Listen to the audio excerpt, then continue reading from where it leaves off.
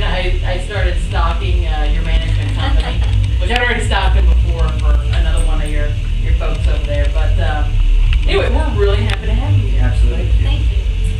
So, Late Night Alumni, it normally includes Brian Radden and Finn. I will bastardize his last name. Yards. Yes, that guy. Yes. And we have John Hancock and Becky Jean Williams. We're going to call her Becky Jean because we're in Texas. That's right. Becky Jean. Yeah, and you know, 3 named people in Texas turn out to be serial killers. If they have 3 first names. Oh my God. Yeah, that's Becky Jean. William. It has an S. Yeah. So. Yeah.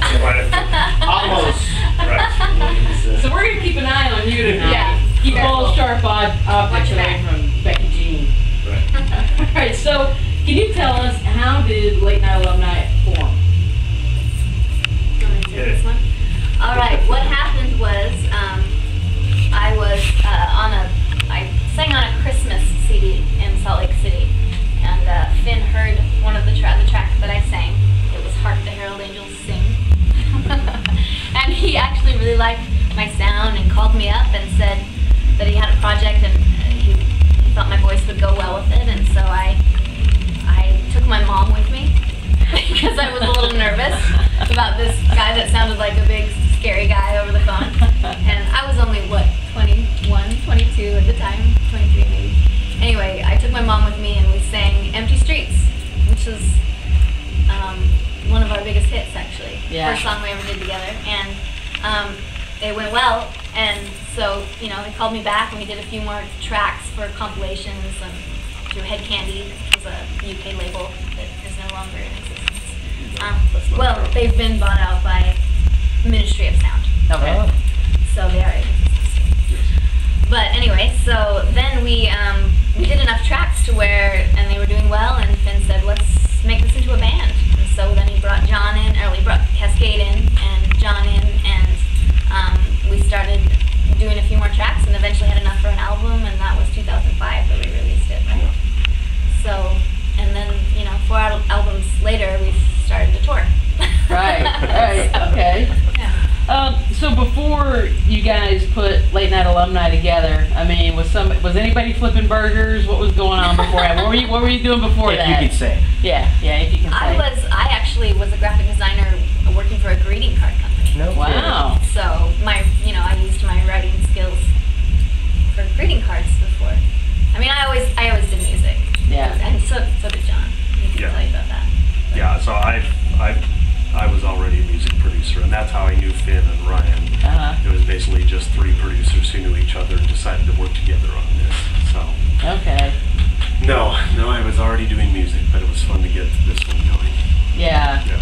Well, it's too bad we didn't have any really juicy, good stuff right there. Like, Well, I can go back to before that. my bad telemarketing jobs. I have one of those. I have one I got of those. those. See, that's great. Yes. But you know, I'm never gonna hear a song that you sing the same now. I'm gonna be thinking of a Hallmark card every time. You can be the one. Yeah, exactly. Open it That's up. my favorite That's one. exactly. It just plays. Hey, Christmas greeting cards with Becky singing. Oh, It's a new exactly. It's a new venture. Perfect. So the first time that you guys actually performed together, was it instant chemistry, or what? Or is this still evolving? Did The we talk first- about that? Did we talk about that? So the first show we ever did was that bigger show that Yeah. we filmed. It's on YouTube. first It's real that, show, yeah. they keep calling it the Masonic Temple show. It was just in a Masonic Yeah, Temple. that It was was not our- sponsored by it in any way. No. But that was our actual first performance together. Really? Yeah, and so we just decided to go big. And because we'd all performed, so it wasn't any of our Yeah, first time with on other- stage, obviously. Right. And But, yeah. especially with Ryan. So we just went big and had 11 people on stage and brought in our friends with big lighting and everything. So it was kind of good to just start off Yeah. big. And just be like, okay, we're It ready was for terrifying. But you know, But it worked. But it worked. really yeah, did. it did. I mean, I've watched that video, Yeah. and well, I've actually watched it several times, and I mean, it's just amazing. You guys just seem like Cool show.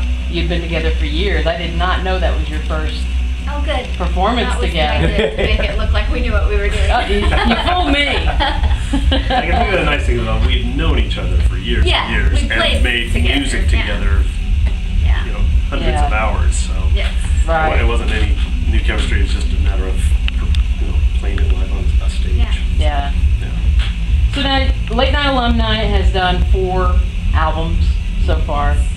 So this is this is one for both of you to answer. So which one are you most proud of, and why? That's hard. I hate it because I know my answer, but it sounds like a cop-out answer.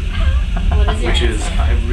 I love making them all, and I don't think there were any of them that we decided, well, this time we're going to do something different. Our approach was, Yeah. I mean, the first one was a little interesting because that's when we were forming figuring and trying to it figure out, out yeah. the chemistry of who does what. But Yeah. And I don't have as much writing on that first one. I only wrote about the lyrics to about 3 or 4 of the songs on that first album. Mm-hmm. So for me, I think the last album, for me, is more personal to me because it was the first time. Well, and the album before that, I co-wrote one of the songs with Finn. So this last album, the writing is all mine. Uh-huh. And so for me, that was like the most personal album.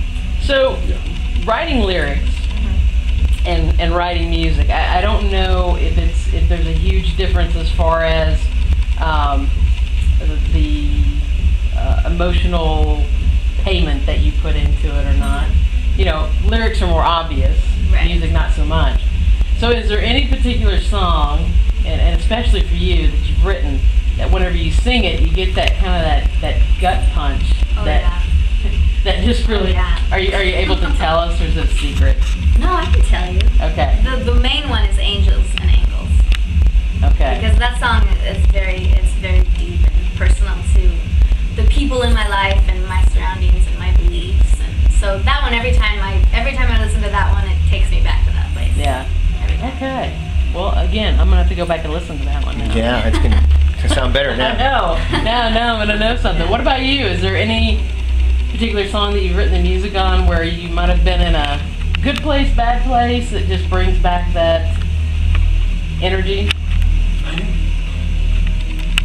I don't know. I can't pick a one thing. I think that's what's nice is to be able to say we have some of these that are so mellow, no drums or anything. And I love those because I kind of come from a little more of an orchestral, classical background on a lot of things. So a chance to stretch out on those are what I